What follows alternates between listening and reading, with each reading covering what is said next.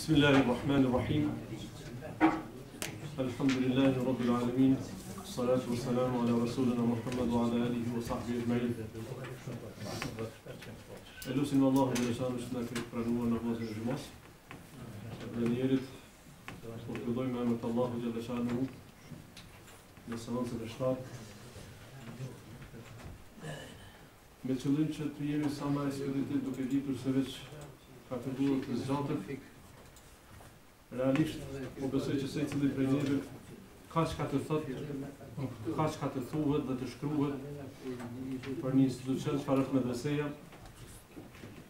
gjithnjë duke ditur historikun e saj, rrjedhat e saj, punën dhe angazhimin që është bërë në dekadat e tëra nga mësuesit tanë, hoxhallarët tanë, ata të cilët vërtet me zell të madh punuan me dashuri të madhe për çështjen fetare në të njëjtën kohë, por realisht pa dashmi edhe asaj kombëtare, jo që dalin si patriota për arsye se Islami nuk na lejon në rreth gjyks për asgjë, përpos asaj që është fetare, asaj që është gjuhë, kulturë, civilizim i një popullit, e kur gërshetohen të gjitha këto njëra me tjetrën, sukseset pa pikë dyshimi janë të dukshme.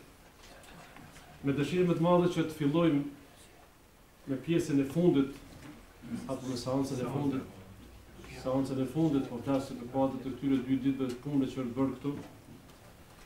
Vërtet është kënaqësi kur dëgjon fjalë të mira, fjalë miradije nga studiues, intelektual, njerëz që kanë defiluar në shkollën tonë të përbashkët, që vërtet na bën të krenohemi, ne një që ishim nxënës të saj, por në dy që kishim mësues, pedagog, kolegë, shok dhe miq që kanë kontribuar që këtë funksionojë pandërprer deri në ditën e sotme, e lutim Allahun xhaleshanu që të vazhdojë edhe më të tjerë deri në ditën e Kiametit. Me qëllim që të fillojmë me një herë me që profan pas ka dalë të përpara me një herë, po besoj që me shfrytëzimin e tazhën. Unë këtu e kam të shkruar profesorin Isa Memishi, e lutim profesorin që ta lë fjalën. Përshëndetje të nderuar udhëheqës të seancës, të nderuar kolegë. Unë me rastin e 65 vjetorit të medresesë Alaudin në Prishtinë, kam zgjedhur si trajtesë rolin medresesë Alaudin në zhvillimin e arabistikës. Kurani i profetit Muhamedit a.s. ju shpall në gjuhën arabe, andaj edhe predikimi i lutjeve kryhej në gjuhën arabe. Meqense se predikimi i lutjeve kryhej në gjuhën arabe, tani më gjuha arabe nuk ishte më gjuhë vetëm arabe, ajo filloi të mësojë edhe nga popujt jo arab, e që e pranuan Islamin. Popujt musliman jo arab, Kuranin i shpallur në gjuhën arabe e besonin për libër të shenjtë. Nuk do mend se për leximin dhe për të kuptuar librin e tyre të shenjtë, medomos duhet të mësohej edhe gjuha arabe, gjuha e Kuranit. Gjuha arabe me Kuranin dhe hadithin në gjuhën arabe, duke mos lënë anash literaturën tjetër të krijuar në këtë gjuhë, mori statusin e gjuhës së Islamit. Me këtë pra edhe arabistika si disiplinë shkencore filloi të shtrihej gjithandej ku shtrihej edhe Islami. Për rolin e medresesë Alaudin në zhvillimin e arabistikës, marrë parasysh faktin si disiplinë multidisciplinare, meriton të kushtohet edhe një monografi e tërë. Tema e kësaj trajtese është kontributi i kuadrove të diplomuar në medresen Alaudin në fushën e hartimit të teksteve për mësimin e gjuhës arabe. Gramatika për herë të parë lindri në shekullin e 3 të erës sonë për të shpjeguar tekstet e letërsisë antike të Homerit dhe klasikëve tjerë. Komentuesit dhe gjuhëtarët i kanë grumbulluar dhe klasifikuar këto tekste duke hëdhur bazat e gramatikës bashkëkohore si një kornizë e referencës dhe e terminologjisë e që kanë mbijetuar deri në ditët e sotme. Gramatika e parë tekno apo arti gramatikor është nëna e të gjitha gramatikave evropiane sepse nuk ekziston asnjë tjetër para saj. Me termin dramatik kuptojmë njohuri teorike dhe abstrakte të një sistemi rregullash. Dramatika mbi të cilën mbështetet ndërtimi i artit korrespondon pjesërisht me konceptin modern të saj. Përpjekjet e para për vënien e themeleve të rregullave të gjuhës arabe, pra gramatikës së parë të gjuhës arabe, siç është tani më e ditur, është përpjekja e Ebu Aswad ad-Dueliut, ai njihet një ndër themeluesit e gramatikës së gjuhës arabe. Kontaktet e arabe me popujt tjerë jo arab gjatë fillimit të përhapjes së Islamit ishin arsyet e hartimit të gramatikës së gjuhës arabe. Dramatika e para arabishtes njihet dramatika Sibawayhit në shekullin e 8. Historiku i mësimit, tani po dalim në temë, historiku i mësimit të arabishtes në institucionet arsimore të shqiptarët daton me hapjen e mektebeve dhe medreseve të para gjatë shtrydhjes së perandorisë osmane në troje tona.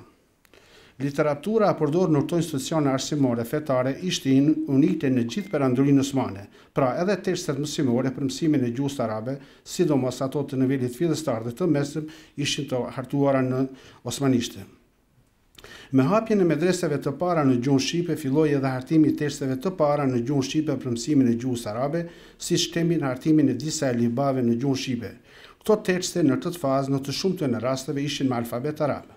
Më pas kemi edhe gramatika të gjuhës arabe të mërfillta të hartuara nga autorët shqiptar, siç është ajo e Hafiz Dalil Korçës e titulluar Qelsi i librit shqip-arabisht. Kjo nismë e mbar nga studiuesit të zgjedhshëm të arabishtes dhe shkencave islame të brezit të Hafiz Dalil Korçës, Hafiz Ibrahim Dalliut e të tjerë dhe shumë personalitete tjera premtonin të një të ardhme të ndryshme të zhvillimit të arabistikës të shqiptarët. Për fat të keq, kjo periudhë nuk zgjati shumë pas mbarimit të luftës së dytë botërore, sidomos me gjysmën e dytë të shekullit 20, gjithçka mbeti aty ku edhe kishte filluar. Institucionet arsimore fetare në troje shqiptare të mbetura jashtë Shqipërisë në sundimin e mbretërisë serbe-kroato-slovene psuan edhe më keq.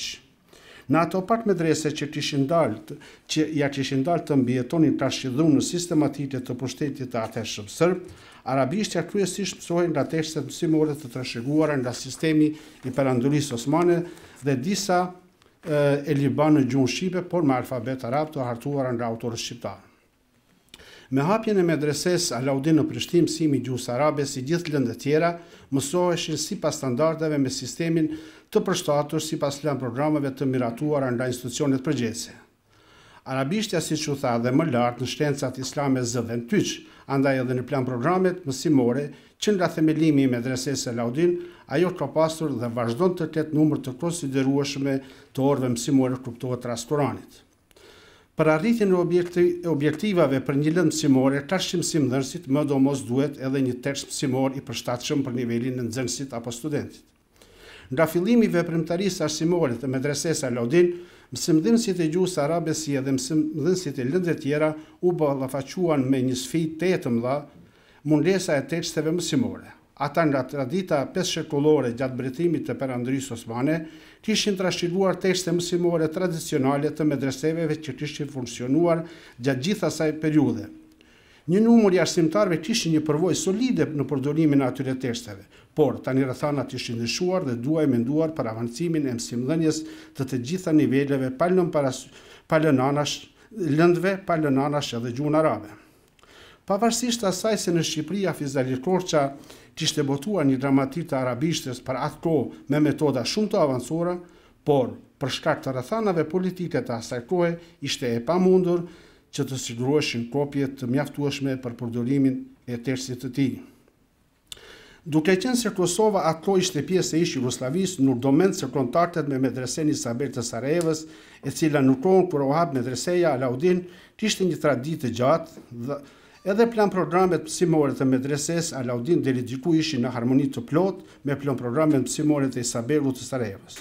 Kjo në një mënyrë apo tjetër implikoi edhe përdorimin e teksteve mësimore për mësimin e gjuhës arabe, të hartuar nga ekspertë të njohur të gjuhës arabe, siç ishin Shaqir Sikeri, Stofit Muftis dhe tjerë. Përdorimi i teksteve në gjuhën bosnjake si për arsimtarët e gjuhës arabe, ashtu edhe për nxënësit paraqiste vështirë të konsiderueshme.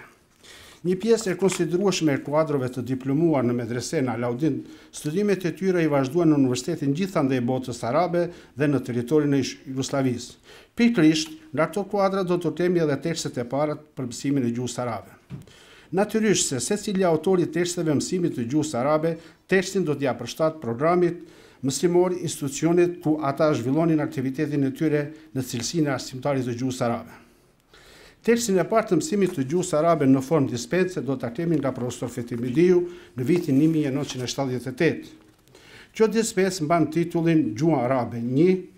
Pra, si qihet edhe nga titulli, autori me Diu në titull vën numrin romak 1 me gjas ka pasur në plan të vazhdojë një pjesën e dytë. Të dhënat që ofron autori në faqen e parë na bëjnë me dije se kjo dispensë është statuar sipas plan programeve mësimore të Departamentit të Orientalistikës pranë Fakultetit Filozofik atë kohë. Dispensa gjuha arabe 1 gjithsej ka 57 faqe të formatit A4, duke marrë parasysh teknikat e shtypit të asaj kohe, mund të konstatojmë se botimi i kësaj dispense në atë kohë ishte një kvalitet solid. Ndonse siç u tha dhe më lart se me termin gramatik kuptojmë njohuri teorike dhe abstrakte të një sistem rregullash, autori me dio rregullat e gjuhës arabe i ka shpjeguar në gjuhën shqipe duke ilustruar me shembuj në gjuhën arabe. Në fillim të dispensës, autori i jep njohuri të përgjithshme rreth termit orientalistik, historikën e orientalistikës në Evropë, për të vazhduar me orientalistikën në Jugosllavi. Meqense se kjo dispensë, si të thuash, ishte teksti i parë universitar për mësimin e arabishtes, autori ofron edhe informata elementare për gjuhën arabe, për familjen gjuhëve semite, pjesës së cilës ishte edhe gjuha arabe. Dispensa e profesor Fetiut vazhdon me hyrjen ku është përfshihet alfabeti i gjuhës arabe. Kjo dispensë e gjuhës arabe është ndarë në 24 kapituj të numëruar me numra romak. Profetiu në këtë dispensë ka shifun e titës së gjuhës arabe ka përfshirë morfologjinë e emrit për të përmbyllur me kapitullin e numrit dhe llogaritjen e kohës. Një karakteristikë e veçantë e kësaj dispense të gjuhës arabe hartuar nga profesor Fetiu është terminologjia e ofruar në 3 gjuhë, shqip, latinisht dhe arabisht. Në fund të dispensës, siç e do natyra e çdo vepre, kësaj natyre është renditur literatura përdorur gjatë hartimit të kësaj dispense. Kujtoj se do të ishte shumë më e lehtë e përdorshme kjo dispensë, sikur çdo kapitull të fillonte me faqe të re dhe në të ishin të përfshira edhe ushtrimet, e sidomos një ndihmës jashtëzakonisht e madhe për përdoruesit e kësaj dramatike do të ishte sikur ilustrimet apo shembujt në këtë dramatik të ishin të vokalizuara. Profesor Fetiu nuk reshte së punuari në fushën e hartimit të teksteve për mësimin e gjuhës arabe. Rezultati i punës së tij në këtë fushë në vitin 1991 do të kemi të botuar versionin e zgjeruar të kësaj dispense gjuha arabe, fonetik, morfologji, dispensë për vitin e parë dhe dytë. Por shkak kohës do ta shkurtoj. Teksti i Rashat Efendi Mexhidit të titullohet Leximi i Kuranit është një ndër tekstet sipas informatave që unë kam, ndër elifbat e para të hartuara nga kuadrët e medreses Alaudin e botuar në vitin 93. Ndonse arabishtja do të jetë lënë bazë në Fakultetin e Studimeve Islame, s'do mend se bara i bie që profesorat e Fakultetit të Studimeve Islame apo profesorat e dikurshëm të medreses të merren edhe me hartimin e teksteve mësimore për mësimin arabishtës. Andaj, profesor Qazim Qazimi në vitin 1999 harton dramatikën e tij të quhet Qawaid al-Lughatul Arabiyya as-Sarwana. Kjo dramatikë e gjuhës arabe e hartuar, siç thotë edhe vetë autori, në parathënie sipas plan programit të mësimor në Fakultetin e Studimeve Islame. Dramatika e gjuhës arabe e autorit prof. Qazim Qazimit është përfshirë në 343 faqe, ka gjithsej 13 kapituj, parathënia është hartuar në gjuhën arabe, pjesa dërmuese e kësaj dramatike është në gjuhën arabe, andaj edhe për përdorimin e kësaj dramatike kujtoj që përdoruesi duhet të kenë njohje solide për ta përdorur këtë dramatik. Edhe një minutë. Mendoj që ajo që është tejet e rëndësishme edhe nuk për shkak të kohës, ndoshta në versionin përfundimtar do të analizojmë secilën veç e veç, janë edhe tekstet mësimore të hartuara nga grup autorësh të profesorëve të medreses Alaudin, profesor Miftar Ajdinit, profesor Fadil Hasani dhe profesor Ahmet Sadriut. Kujtoj që me këtë rast do të përmendja vetëm tekstin e parë, e Lughatul Arabiyye, do thot me numrin nëndor 1, të profesor Miftar Ajdinit, e cila është përfshirë në 164 faqe format B5, në hyrje dhe pastaj pjesa e parë ku është alfabeti arab, morfologjia dhe edhe kjo përfundon me atë pjesë ndoshta një harmoni, një përputhshmëri me tekstin e Profesor Fetiut. Është një tekst jashtëzakonisht i pasur, duke u shoqëruar me biseda pas çdo njësie mësimore, me ushtrime pas çdo njësie mësimore dhe me një fjalorth të cilën autorit e quajnë El Kelimatul Jedide. Prandaj mendoj që këto tekste falë edhe teknologjisë avancuar të botimit janë tekste të cilat i përmbushin standardet e një simdhënie të suksesshme. Mirë po, për fund, vetëm një fjali kam, bie bara që gjithë të arritura, me qenë se teknologjia e informimit për çdo ditë më tepër po avancohet, që këto tekste t'i kemi në mënyrë elektronike dhe që studentat apo nxënësit t'i kenë në disponim në çdo moment. Ju faleminderit. Faleminderit për prezencën e nderuar. Tani radhën e ka profesori Kasim Gërguri. Bismillahirrahmanirrahim. يقول العبد في بد الأمال للتوحيد بالنظم كالآلي. Stolisa unë robi i Allahut në Bedul Emali për shkencën e akaidit me qëndisje margaritari. Allahu i madhreshëm është krijues i përhershëm pa fillim, i cilësuar me cilësi të përsosjes me madhështim. Kështu i fillon vargjet e tij El Fargani në Bedul Emali. Mësimi dhe komentimi i kësaj kaside është bërë nga komentatorë të mëdhenj të botës islame, ndërta edhe komentimi i njohur i dietarit Nuruddin Ali bin Sultan Muhammed el-Harawi, i cili ka bërë një koment të analizuar, mirë dhe shkencor. Ka vdekur në 1014 Hijri. Gjithashtu kemi edhe komentime të ndryshme dhe shumë cilësore. Studimi dhe përkthimi i kësaj kaside është bërë edhe në gjuhë të ndryshme të botës, si në atë osmanisht, turqisht, pastaj persisht, indisht e të tjera. Edhe hoxhallarët tonë janë marrë me këtë punim shkencor. Përkthimi i parë i kësaj kaside është bërë nga dietari i njohur shqiptar Hafiz Abdullah Semlaku në vitin 1924. Kjo kaside është mësuar edhe në medreset e trojeve tona deri në vitin 1954. Këtu do t'i shpalosim disa nga kujtimet e ish nxënësve të Hafiz Bajram Efendi Aganit, i cili ishte ligjëruesi i parë i lëndës së akaidit në medresen e Olët të Prishtinës. Sipas Ferhat Efendi Gërguri është nxënës i medresesë së Olët të Prishtinës, Allahu e mëshiroft, gjatë viteve 554 e kishte të freskët nxënjen e kasides El Emali dhe shpjegimin e saj.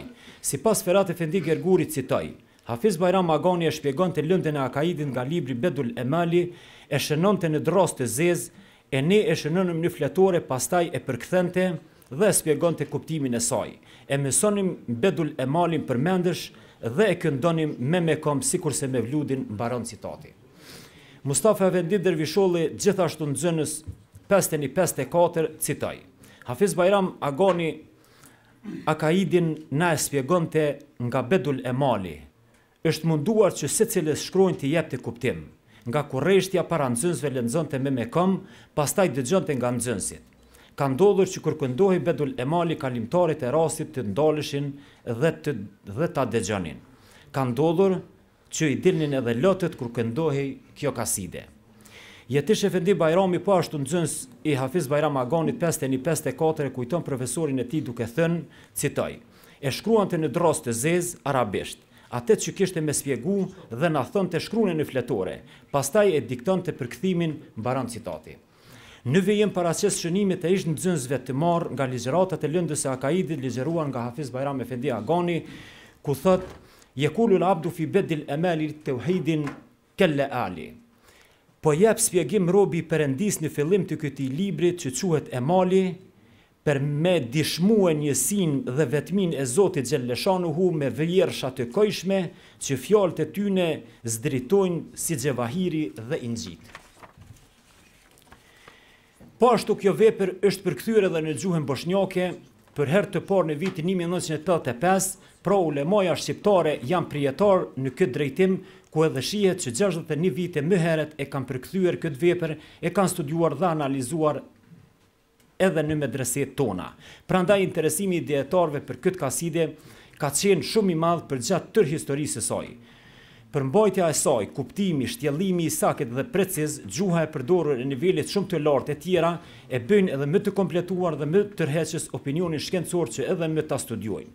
Kasidia Bedul Emali përbëhet nga 68 dy vargje të thurura me mjeshtri nëpërmjet të cilave në mënyrë profesionale janë paraqitur çështjet kryesore të besimit islam në frymën poetike. Autori i cili përket drejtimit Hanefi Maturidi i përmbledh të gjitha pikat kyçe që kanë të bëjnë me besimin. Me ardhin e islamit në Kosovë bashkë me të vjen edhe drejtimi apo medhhebi Hanefi në fik dhe Maturidi në akaid. Vepra Bedul Emali është mësuar në medreset tona gjatë perandorisë osmane, por edhe në mes të dy luftrave botërore për të vazhduar edhe në medresen e Olët të Prishtinës. Se kjo vepër është mësuar edhe në medreset tona, dëshmojnë shumë kopje në dorëshkrime që ruhen edhe sot e kësaj dite, se bie fjala në koleksionet e dorëshkrimeve të Islamet të Kryesisë Bashkisë Islame të Republikës së Kosovës në Prishtinë, pa përmendur këto edhe një numër të madh të kopjeve të botuara. Duke e parë vlerën e madhe të kësaj kaside, ulemaja e vendeve të ndryshme të botës islame e kanë përkthyer në gjuhët e vendeve nga vinin, e kanë komentuar, shtjelluar, analizuar dhe studiuar deri në detaje. Kasidia Bedul Emali është aq e kompletuar saqë nëse shtjellohet mirë, studiohet, do të gjejmë gjithçka në formë të kompletuar rreth akaidit Maturidi, drejtim që është përcjell gjenerat pas gjenerate deri tek ne. Që nga largimi i Hafiz Bajram Efendi Aganit nga procesi mësimor e deri sot, nuk është dëgjuar në medrese Kasidia Bedul Emali. Prandaj, me këtë rast, propozoj edhe Kryesisë Bashkisë Islame të Republikës Kosovës dhe drejtorisë së medreses Alaudin në Prishtinë, që ky libër të mësohet dhe të shpjegohet para nxënësve, të cilët do të jenë bartës të amanetit dhe hoxhallarët të ardhmes së këtij vendi. Gjithashtu me këtë rast, vlen të theksohet se që nga koha e Hafiz Bajram Efendi Aganit ky libër nuk është mësuar në për institucionet tona arsimore, qoftë në medreset, qoftë në Fakultetin e Studimeve Islame në Prishtinë. Mendoj se sikur të ishte vazhduar me atë që e filloi Hafiz Bajram Efendi Agani, aty ku e gjeti nga mësuesit e tij, sot do ta kishim një situatë shumë ndryshe në tërë Republikën tonë. Ata që e pasuan Hafiz Bajram Efendi Agani në mësimdhënie të akaidit menduan më ndryshe se sa i pari që e filloi për ta modernizuar shpjegimin e akaidit duke konsultuar literaturë dhe autor të drejtimit, jo të drejtimit Maturidi, por më shumë duke u bazuar në literaturë nga drejtime tjera për ta rrumbullaksuar dhe për t'i dhënë një ngjyrë drejtimit eshari, gjithashtu duke përkthyer literaturën nga gjuha bosnjake dhe plan programin e tyre. Sipas të dhënave, jo që nuk janë mësuar sa duhet dy imamit e drejtimit ton, por nuk janë përmendur fare edhe nxënësit e tyre të cilët janë vazhdimsi e shkollës Maturidite, siç janë Ebul Kasim Ishaq e Samarkandi, Rostagni, El Bezdevi e të tjerë. Pastaj vjen gjenerata tjetër si gjithashtu janë dy Bezdevia, njëri i vitit 390, i cili vdes 390 Hijri dhe tjetri 493. Masandej vjen Nejmudin Ebu Hafs e Nesefi, që Nesefiu ka shkruar ndër të tjera edhe veprën akideologjike me titull El Aqaid en Nesefije, e cila padyshim është vepra më e përhapur, më e njohur dhe më së shumti e komentuar, me të cilën shtrohet mësimi Maturidi. Arsyen për këtë gjendje sigurisht duhet kërkuar në faktin se kjo vepër paraqet besnikrisht mësimin e Imam Maturidiut që është në Kitabut Tauhid. Ky akaid është komentuar shumë, por komenti më i njohur është ai i Sadudin e Taftazanit.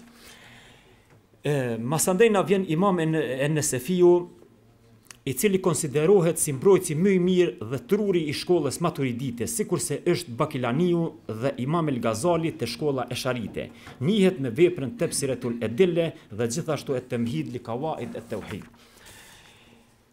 Kurse në anën tjetër, në medrese janë mësuar dhe është shkruar për pasardhësit e Imam Eshariut, siç janë El Qadi Ebu Bekr El Bakilani, Imam El Harameni, Imam El Ghazaliu dhe të tjerë.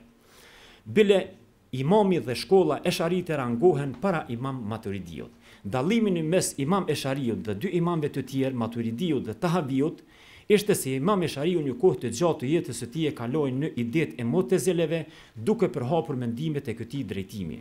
me pas braktisi mësimet e këtyre, duke u kthyer vendosmërisht në mbrojtjen e mendimeve të Ehli Sunetit dhe kalimi i tij prej Mu'tezilëve në drejtimin e Ehli Sunetit ishte një grusht i rënd për Mu'tezilët, të cilët nuk arritën të këndelleshin me.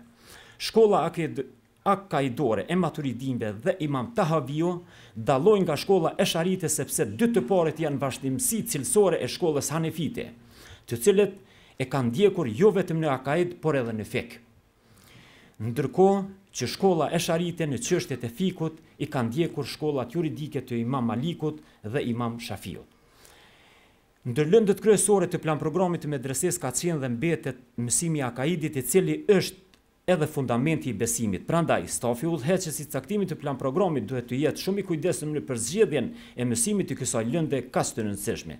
Natyrisht një punë e tillë është sa e vështirë, po as edhe me përgjegjësi mirë, po në anën tjetër do të thoshim edhe obligim për studiuesit e saj, sidomos në këtë kohë kur në trevat tona janë paraqitur sekte drejtime të ndryshme të padëgjuara më parë në këto vise. Studimi i shkollës Hanefite në fik dhe maturidite në akaid është domosdoshmëri e institucionit fetar-mësimor të Kosovës, duke pasur parasysh se kjo shkollë është aq e kompletuar në të gjitha rrafshet, saqë zinxhiri i saj përfundon te pejgamberi alayhis salam. Personaliteti, platforma, doktrina dhe metodologjia, dy figurave qendrore të drejtimit Hanefi Maturidi, janë të panjohura për muslimanët e Kosovës dhe jo vetëm.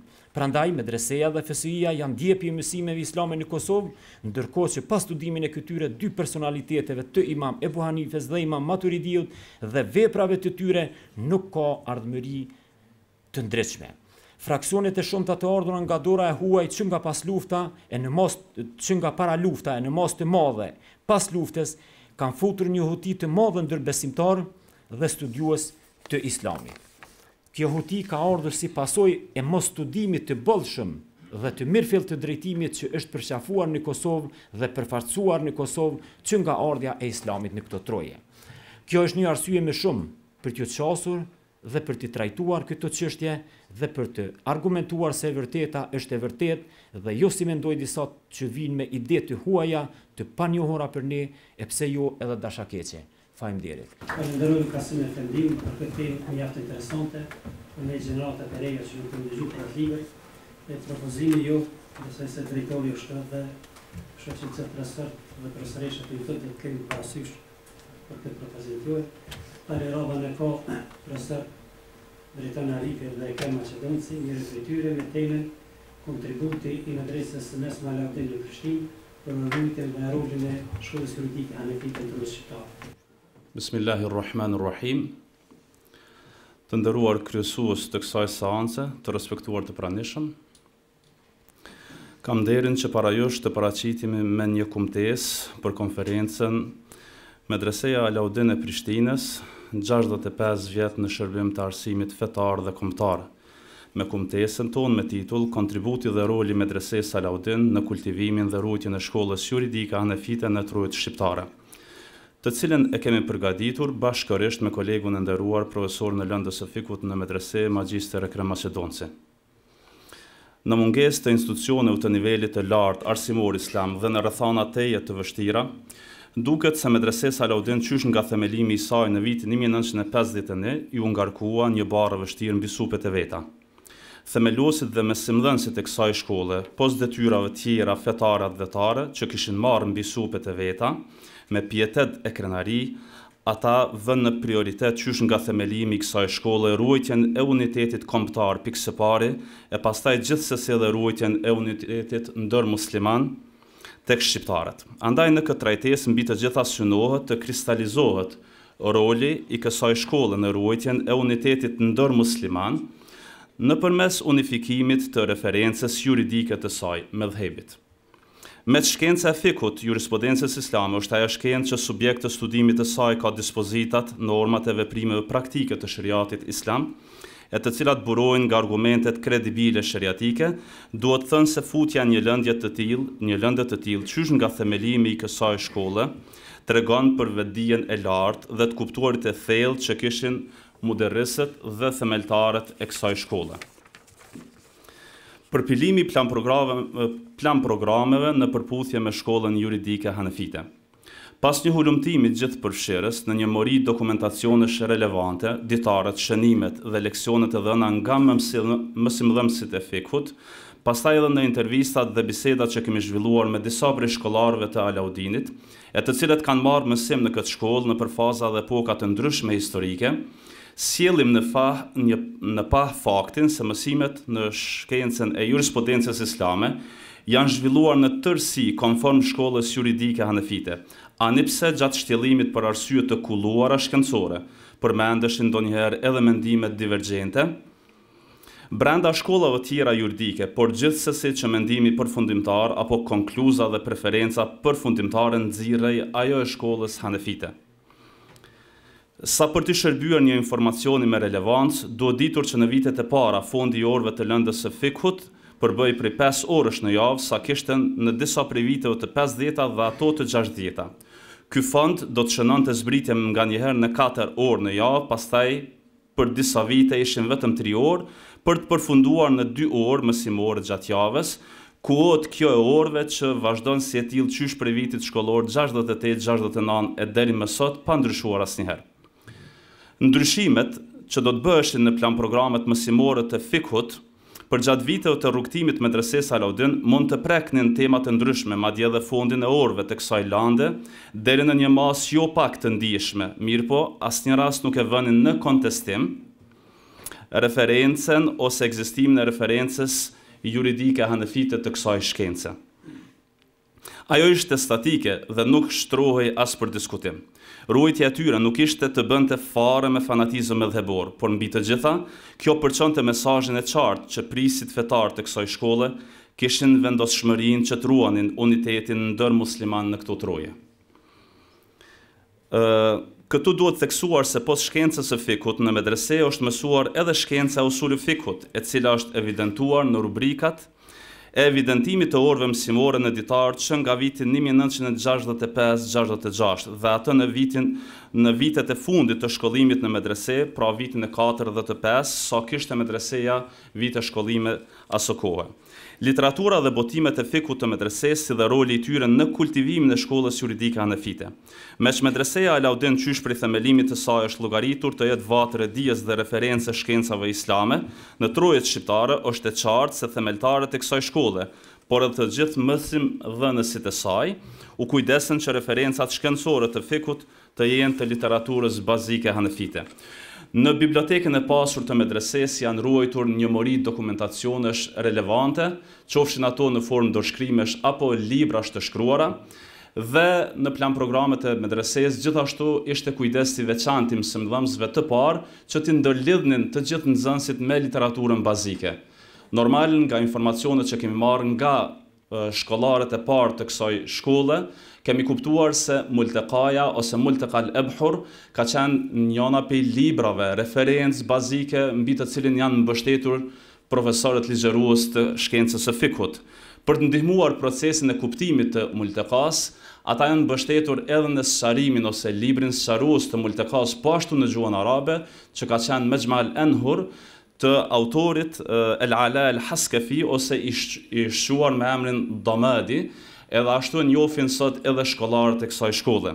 Pastaj vijojnë bazimi ose mbështetja e shkollarëve ose mësimdhënësve të kësaj lënde në disa prej librave që janë përkthyer në gjuhën shqipe për të përfunduar në librat aktual që nuk e shoh të rrugës që të marrëm kohën, meqense të tillët do të botohen në versionin e zgjatur të kësaj kumtese. Mësimdhënësit kontribuat që patën peshë në përhapjen dhe kultivimin e mësimeve të shkollës juridike hanefite. Një shkollë që llogaritet për një periudhë gati gjysmë shekullore si burim themelor i dijes dhe shkencave islame, si dhe institucioni vetëm që bënte përgatitjen e kuadrit të hoxhallarëve e imamëve në gjitha trojet shqiptare, domosdoshmërisht që mësimdhënësit e shkencës së fikut i takonin një plejade të myderrisëve, dietarëve islam e juristëve eminent, që posedonin afinitet për të kryer këtë mision me nder dhe zotësi. Ata ishin një kuadër që dëshironin që jurisprudencën islame ta shtjellonin në versionin e saj të mesatarës së artë, larg skajshmërive ekstremiteteve në njëra anë, po edhe për të kursyer atë nga konformizmi i tepër dhe lehtësimet e skajshme në anën tjetër. Në këtë kuadër duhet përmendum emrat e shquar të plejadës së myderrisëve tanë, Efendi Ahmet Mustafa, Hafuz Muharrem Adili, Hafuz Bayram Agani, Hafuz Sharif Ahmeti, profesor Rashid Osmani, profesor Hasan Efendi Nahi, profesor Sadri Prestreshi, e të tjerët të cilët vazhduan rrugtimin e tyre.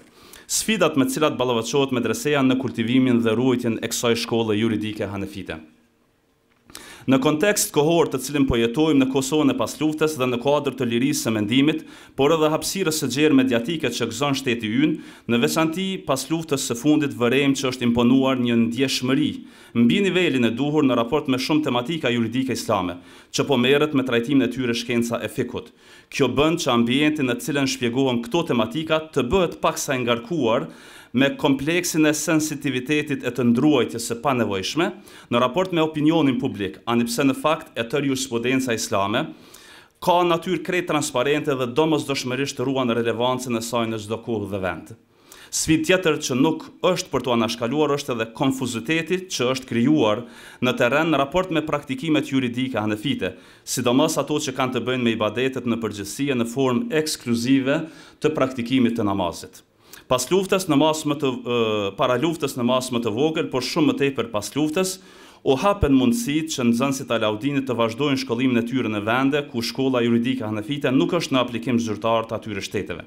Si rrjedhoj ata filluan të bëjnë relativizimin e ndonjëherë edhe kontestimin e saktësisë së praktikave juridike të shkollës juridike hanefite. Nuk është e rastishme sepse në për shumë vise shqiptare këto gjëra u trashëguan dhe u bartën dhe kjo shkaktoi që bëri arsye që nxënësit që vinin nga tereni tashmë do të fillonin mësimin në Alaudin duke bartur me veten njohuri themelore, mirë po jo domosdoshmërisht që të tillat njohuri ata i kanë mësuar në përputhje me shkollën juridike hanefite. Pika e fundit e kësaj kumtese përbën konkluzat dhe sugjerimet e dala nga trajtesa shkencore, për çka faktikisht është punuar e tëra. Medreseja ka pasur dhe ruan me pietet pozitën dhe rolin e saj në përgatitjen e mirëfillt të nxënësve të saj në frymën e shëndosh të islamit mesatar, larg çdo skajshmërie, ekstremiteti dhe ideologjie që mund të ndryshojnë kahjen dhe orientimin e saj. Medreseja Alaudin ka qenë dhe mbetet kultivuese e referencës juridike hanefite në tërë kollazhin e mësimeve të saj.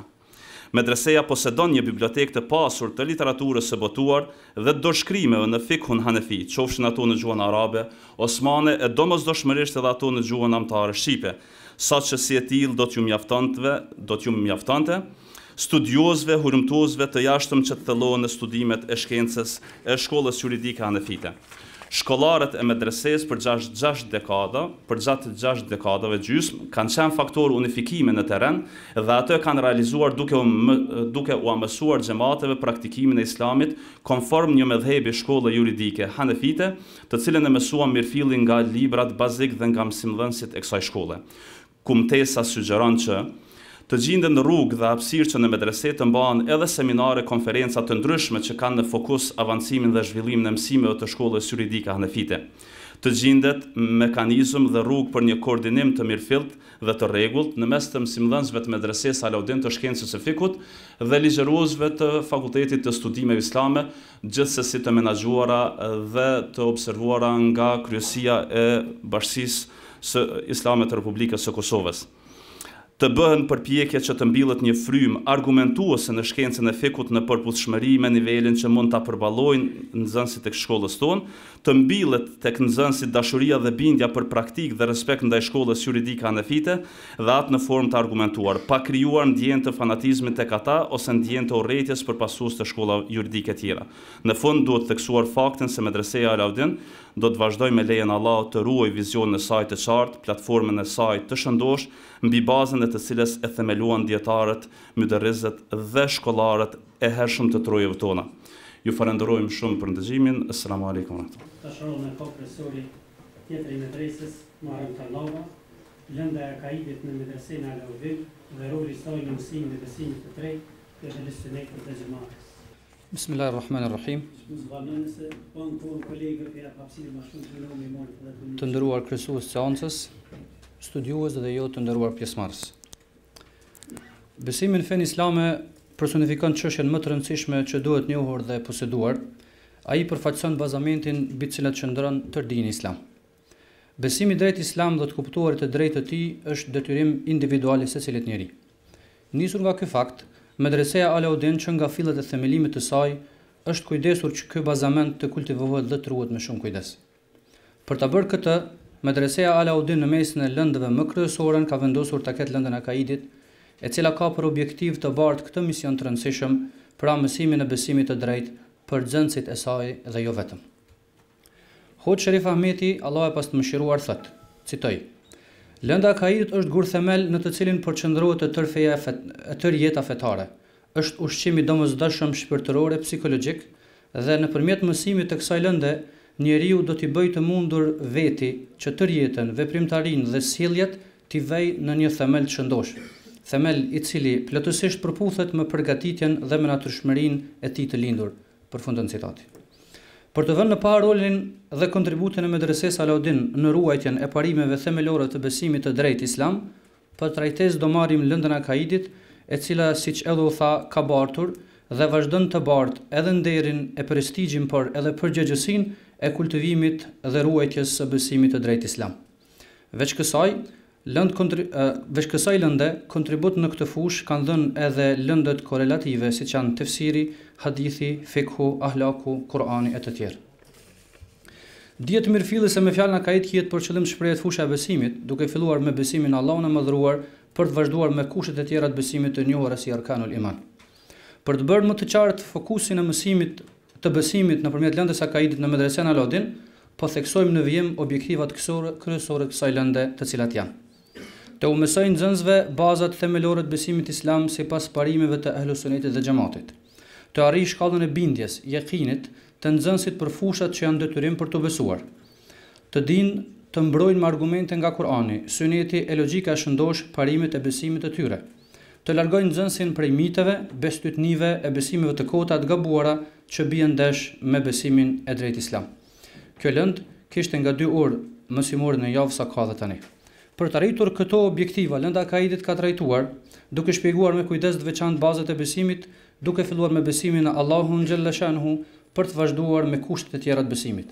Siç edhe është pritur, besimit në Allahun xhalla shanhu, në emra dhe cilësitë e tij në medrese i është dhënë hapësirë merituar, duke u shpjeguar argumentet e ekzistimit të Allahut xhalla shanhu, të ndara dhe trajtuara sipas natyrës së tyre. Cilësitë e Allahut xhalla shanhu janë ndarë në dhatije vetore dhe janë emërtuar dhe renditur si në vijim: al-wujudu deri te al-qiyamu bin nafs, dhe cilësi thubutie diktuese prej el-hayatu deri te at-takwin, al-kalamu dhe at-takwin. Prej kur është themeluar medresia në vitin 1951, e deri më sot, cilësia takwinu, që te hoxhallarët e vjetër emërtuaj me emrin teçvim, është trajtuar dhe renditur në mesin e cilësive absolute të Allahut xhalla shanhu dhe është shpjeguar në kuadër të sifateve thubutie. Megjithë këtë, gjatë shpjegimit është bërë qartë pozita e saj si cilësia e veprimit. Emrat e bukur të Allahut, Asmaul Husna, janë mësuar shkurtimisht dhe në mënyrë më gjenerale. Ndarja e cilësive të Allahut xhalla shanhu, hoxhallarit deri te Mulla Sherif Ahmeti i kanë quajtur cilësimat e perenisë dhe janë bërë po njëjtë në dhatije dhe thubutie. Këtë gjejmë prej ditarit të vitit 1953-54 me mësimdhënës Hafiz Bajram Efendi Aganin e në vazhdim deri më sot.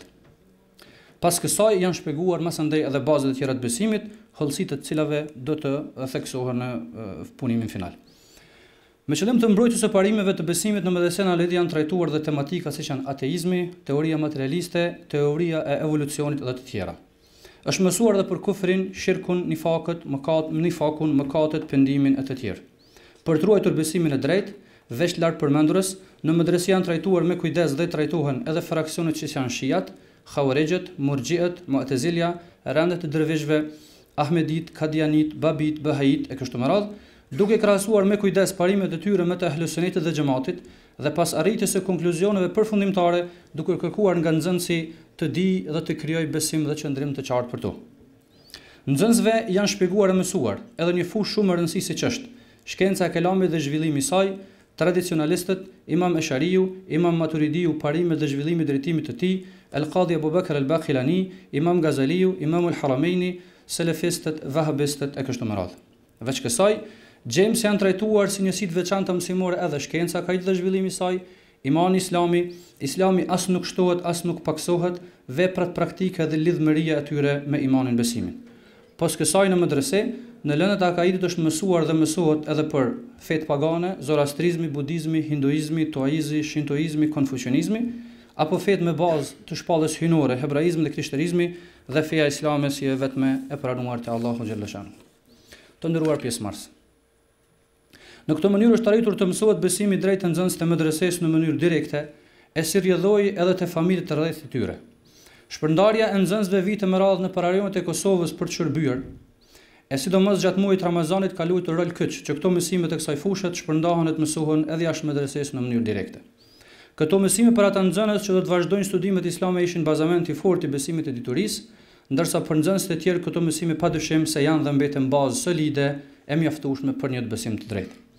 Së rrjedhoi, roli i medresesë Alauddin ka qenë dhe mbetet i pakontestueshëm në mësimin e besimit të drejtë të Ehlusunnetit dhe Xhamatit. Mësimdhënësit si kontribues të drejtë për drejtë në mësimin e besimit të drejtë. Prej mësimdhënësve, të cilët kanë ligjëruar lëndën e akaidit, do të veçonin Hafiz Bajram Efendi Aganin, i cili ka dhënë një kontribut çmuar në zhvillimin e kësaj shkence në medrese. Posti këtë lëndë kanë ligjëruar edhe Hafiz Muharrem Adili, Hasan Nohu, Rashid Osmani, Sherif Ahmeti, Sadri Përstreqi, Bajrush Ahmeti e të tjerë. Besojmë se të gjithë kanë dhënë kontributin e tyre, por se hoxha Sherif Ahmeti ka luajtur rol të pamohshëm e vendimtar në zhvillimin e lëndës akaidit. Elokuenca, aftësia komunikative, aftësia e konkretizimit dhe krahasimeve janë cilësi për të cilat kanë dëshmuar dhe dëshmojmë si kolegët edhe nxënësit e tij. Nga shtatori vitit 1985 deri në 1995, lëndën e akaidit në medresen Alauddin e ligjeron profesor Naim Tërnava, i cili vazhdon rrugës e hoxhës Sherif që përveç ligjerimit të lëndës llogaritet të jetë bardhës kryesor i saj. Pas kësaj periudhe, për ligjëruesit të kësaj lënde po përmendim profesorët Ekrem Simnica, i cili ka ligjëruar këtë lëndë mbi 10 vjet, pastaj Adil Berisha, Nejat Ibrahimi, Agim Hiseni, Muharrem Tërnava e të tjerë. Përveç mësimdhënësve të latë përmendur lëndën e akaidit e kanë ligjëruar edhe mësimdhënës të tjerë, por për shkak të hapësirës kufizuar në këtë punim nuk po kemi mundësi të përmendim të gjithë. Për shkak të rrethanave të kohës dhe shumë faktorë në medresen Alauddin nga viti 1951 deri në 81 nuk ka patur tekst shkollor për lëndën e akaidit. Si material për të mësuar lënda, arsimtarët nga burimet e tyre u kanë dhënë nxënësve shënime. Në vitin 1980 ose në vitet 80 në fillim të tyre, mësimdhënësi i lëndës së akaidit Hoxha Sherif Ahmeti përpiloi dispensat për vitin e parë, të dytë dhe të tretë. Kjo punë llogaritet pamohueshëm kontributi drejt për drejt zhvillimin e lëndës dhe në mësimin më të lehtë besimit. Këto dispensa janë botuar nga medresia Alauddin në Prishtinë në vitin 1981 dhe për shkak të vlerës së tyre përmbajtësore e metodike, ky material është ruajtur dhe ruhet me fanatizëm. Dikur nxënësi i tij e tashëm mësimdhënësi i lëndës së akaidit, i diplomuar në Universitetin e Azharit në Kairo, profesor Naim Tërnava, ndjek rrugën e mësuesit dhe me zell punon për të zhvilluar lëndën dhe për të kontribuar edhe më shumë në mësimin e besimit në medresen Alauddin. E veçanta e kontributit të tij në këtë lëmë, pos kontributeve të shumta në lëmë tjera, është përpilimi i teksteve shkollore për lëndën e akaidit për 4 vitet shkollore sa edhe ishin. Qartësia, thjeshtësia, argumentimi tekstual e logjik, shtrimi profesional dhe konkluzat e qarta në trajtimin e materialit të lëndës ishin një ndihmëse pashoqe, si për nxënësit ashtu edhe për mësimdhënësit në mësimin dhe kuptimin e lëndës besimit, jo vetëm të ne, por edhe në Shqipëri e Malzi. Pas ndryshimeve të fushave të kurikulave dhe rezultateve të tyre, janë duke përgatitur tekste të reja shkollore për këtë lëndë, për të përshtatur ndryshimeve shkollore nga 4 vite në 3 dhe për të plotësuar kërkesat që ka kurikula e re arsimit. Por kënë asnjë mënyrë nuk e konteston e as nuk e zbej vlerën e madhe që kanë tekstet që ne kemi në lëndën e akaidit. Për fund, sfidat e mësimit besimit të drejtë sipas parimeve të Ehlusunnetit dhe Xhamatit në medresen Alauddin, me zhvillimin e teknologjisë dhe mundësive tjera për komunikim. Lezuesit shqiptar e si rezultat edhe nxënësit tonë, bile ende pa ardhur të ne në medrese, ju ofruan edhe alternativa tjera në të kuptuar të besimit, siç u ofruan në të kuptuarit e Islamit si tërësi. Sfidë llogaritet edhe për hapja shumë rrymave drejtimeve që kanë krijuar në fokus kontestimin dhe thirrjen për ridefinim se kush më të vërtet janë Ehlusunne wal Jamaa dhe cilat janë parimet e tyre të drejta të besimit. Janë shumë publike fetvat, e tyre të shumta se Maturidit dhe Sharit nuk na qenë kanë Ehlusunne dhe Xhamat. Shfaqja kaq e shumtë dhe e haptë e këtij kontestimi të pasakt po e huton besimtarin e ri, si rezultat nga njëherë edhe nxënësin tonë. Mbetet detyrë e të gjithë neve që bashkërisht dhe me vendosmëri të vazhdojmë punën tonë në arritjen e synimeve të përbashkëta. Nga se u tha, mund të konkludojmë se medresia Alauddin që nga fillimi i saj deri sot ka luajtur një rol të pakontestueshëm në mësimin e besimit të drejtë të Ehlusunnit dhe Xhamatit. Detyra për mësimin e besimit në këtë shkollë ka takuar në rënd të parë lëndës Akaidit. Barësit e lëndës Akaidit që nga fillimi kanë qenë kompetent në këtë fushë. Dispensa për edhe më shumë tekstet shkollore kanë qenë kontribut i madh në rritjen e qëllimeve të lëndës. Përkundër ndryshimeve në rrethana por edhe në plane kurrikulare, medresia me lëndën Akaidit ka rritur në mënyrë të kënaqshme objektivat e saj. Për shkak të ridefinimit të fushave kurrikulare dhe kërkesave tjera të kohës, tekstet shkollore janë duke përgatitur. Medresia ka kontribuar dhe kontribon në ruajtjen e besimit të drejtë që kemi. Ju falenderoj për vëmendjen. Profesor Bahris Nica me temën ndryshimi i statutit të medresesë raporti me 3 vjeçare dhe ndryshimet në programin e saj. Bismillahirrahmanirrahim. Assalamu alaikum wa rahmatullahi ta'ala wa barakatuh. Të nderuar efendiler, të nderuar profesor, panelist, pjesëmarrës në përgjithësi. Jam i nderuar që sot gjendem në mesin tuaj për të ndarë pak çaste rreth sjelllimit të etapave të ndryshimit në medrese në shkollën tonë fetare të vetme në gjuhën shqipe në ish Jugosllavi, shkollë e cila ka një histori të gjatë të bujshme.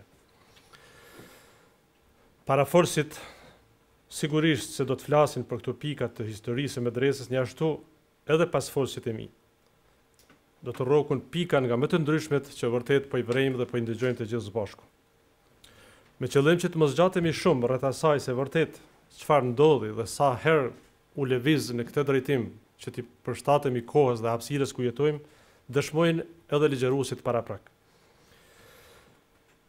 Që nga viti kur Ministria e Arsimit fillon me ndryshimin e teksteve në njërën anë dhe plan programeve në anën tjetër, si dhe ndryshimi, këtu fillojnë edhe ndryshimet që ndodhin gjatë historisë rreth këtij institucioni janë të mëdha, gjithnjë duke ruajtur materjen bërtham të çështjes fetare si dhe lëndë tjera shoqërore. Gjatë kësaj periudhe kohore, Ministria e Arsimit në vitin shkollor 2013-2014 merr mendimin që shkollat e mesme të Republikës së Kosovës të ndrohet statutin nga 4 vjeçar në 3 vjeçar. Nga ne u kërkua që të bëjmë përgatitje teknike para se të fillohet zbatimi i këtij vendimi apo i këtyre kurrikulave. Duke ditur se ky vendim ishte njëkohësisht edhe me rrezikshmëri, sepse zvoglimi i viteve shkollore kërkonte ndryshimin e plan programeve, zvoglimin e orëve, zvoglimin e numrit të profesorëve, që vërtet nuk ishte e lehtë. Mirë po, ne si medrese, në bashkëpunim me Kryesinë e Bashkisë Islame të Republikës së Kosovës, punuam në rritjen e objektit, si dhe shtimin e klasëve, sepse neve si drejtori na ishte konfirmuar jo zyrtarisht se në një periudhë prej 3 vjetëve gjithçka do të ndryshojë sa i takon pjesës së shkollimit. Jo zyrtarisht se në një periudhë të tillë që të kalohet medreseja nga 4 vjeçar në 3 vjeçar, për këtë arsye ne bëm para përgatitjet e nevojshme në mënyrë që të ishim të gatshëm për përballimin e vështirësive që do t'i sillte ky vendim. Gjatë kësaj kohe, ne punuam në para përgatitjen e plan programit mësimor, duke formuar komisionet për secilën lëndë veç e veç, duke zvogëluar numrin e orëve të disa lëndëve, po duke mos rrezikuar kuadrin, pasi paraprakisht kishim rritur numrin e klasëve. Ne në koordinim me profesorët bëm edhe ndarjet e orëve në mënyrë që askujt të mos i rrezikohej profesioni dhe lëndet e tij. Saktësisht në vitin shkollor 2013-14 fillohet me plan programin e ri. Ajo që vlen të theksohet është se medreseja që nga pas lufta në kuadër të ministrisë llogaritej si gjimnaz i përgjithshëm, kurse në kuadër të Bashkisë Islame të Kosovës figuron si medrese. Dhe kjo bëri që nxënësit tanë të kishin mundësinë të regjistroheshin në për të gjitha universitetet si brenda ashtu edhe jashtë Kosovës. Kurse që nga viti shkollor 2016-17 medreseja ka lënë në gjimnaz shoqëror. Në këtë periudhë kohore, sipas sondazheve të ndryshme del që medreseja ishte shkolla më e mirë si nga ana edukative ashtu edhe nga ajo arsimore. Rritja e numrit të kuadrit profesional në terren bëri që neve si medrese të na lehtësoj punën me nxënësit, pasi që mbi 70% e nxënësve që vijnë të parapërgatitur me një njohuri në aspektin e përgjithshëm islam, ashtu edhe në leximin e Kuranit. Edhe pse nga 4 vite po kalohet një 3 vjeçare, nuk kemi mundur të vrejmë ndonjë ndryshim të madh negativ, po e them këtë negativ në klapa për arsye se mendohet se shkurtimi do të jetë problematik në përgatitjen e nxënësve. Medreseja me këto plan programe gjatë historisë ishte krenaria e Kosovës në veçanti, po edhe e trojeve shqiptare në ish Jugosllavi, sepse gjatë gjithë ekzistimit të saj u ligjerua në gjuhën shqipe pavarësisht presioneve dhe rrethanave politike të kohës. Vlen të theksohet se medreseja që nga pas lufta e këndej mbulon edhe pjesën veriore të Shqipërisë duke pranuar në gjirin e saj nxënës dhe nxënëse nga trojet apo viset veriore të Shqipërisë. E arritur e madhe po ashtu gjatë këtyre viteve të fundit ishte edhe që ka qenë një brengë e vazhdueshme që nga hapja e paraleleve të vajzave si për një shkollë, ashtu edhe për shkollën, ashtu edhe për familjarët. I vetëdijshëm se për historikun e medresesë dhe rrjedhat e saj gjatë historisë mund të flitet gjëre gjatë, por duke ditur se ligjeruesit janë të shumt e që të mos përsëritemi kam përmendur disa pika kyçe që kanë ndodhur në medrese në këto pika që kaluan. Në vazhdim, duke mos dëshiruar që të zgjatem, duke e ditur se vërtet koha na premton sa të duam, unë vetëm po përcjellja pjesën tjetër të ndarjeve të orëve dhe të gjithë asaj që ne e kemi bërë dhe që funksionon në ndarjen e orëve, në ndarjen e viteve dhe gjithë asaj që është përgatitur nga komisionet e ndryshme të ndarën në medrese, me që kjo ka më ushtypur dhe ka më bartur, me qëllim që të mos zgjatemi dhe të mos i lexojmë gjërat e cilat nuk ju sjellin shumë, por ajo që është më rëndësi, bërthama fetare gjithherë është ruajtur dhe është vazhduar të punohet. Ju faleminderit. Faleminderit dhe falenderoj për këto të dhëna, e kush më mirë i din se sa ishte drejtori i medresesë gjatë këtyre viteve. Në vazhdim ftojmë Bashkimin e Hanin me temën edukimi estetik në plan programet e medresesë, rëndësia dhe niveli. Urdhna Bashkim. Të nderuar të pranishëm, të nderuar udhëheqës të sesionit, asalamu alaikum. Muhamedi alayhis salam në një hadith të përcjellur nga Abdullah ibn Mas'udi dhe të transmetuar tek Muslimi thotë: Inna Allah jamilun yuhibbul jamal. Allah është i bukur dhe e do të bukurën. Nisur nga ky hadith, po edhe nga jeta e hadithe të tjera që shfaqin si normë fetare kërkesën për të bukurën, zgjodha për subjekt të këtij punimi modest rëndësinë e edukimit estetik në përgjithësi dhe të asaj me bazë fetare islame në veçanti, në formimin e personalitetit sa më të plotë të gjithanshëm të nxënësit të medresës. Nocioni estetik. Estetika si nocion në Evropë për herë të parë është paraqitur në gjysmën e shekullit të 18 nga Baumgarteni. Kjo fjalë në greqisht e përkthehet si ndijem, si perceptim së bukurës, për dallim nga të njohurit racional, gnoseologjik. Estetika është shkencë për të njohurit sensual, emocional, apo sipas Kantit, estetika është kritika e shijes artistike.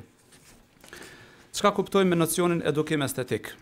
Edukimi estetik ka të bëjë me metodologjinë dhe mjetet të cilat janë të përfshira në plan programin mësimor edukativ dhe aktivitetet e lira të orientuara të cilat i përpiloj dhe i realizoj ndonjë shkollë në formimin e ndjesisë estetike të nxënësit.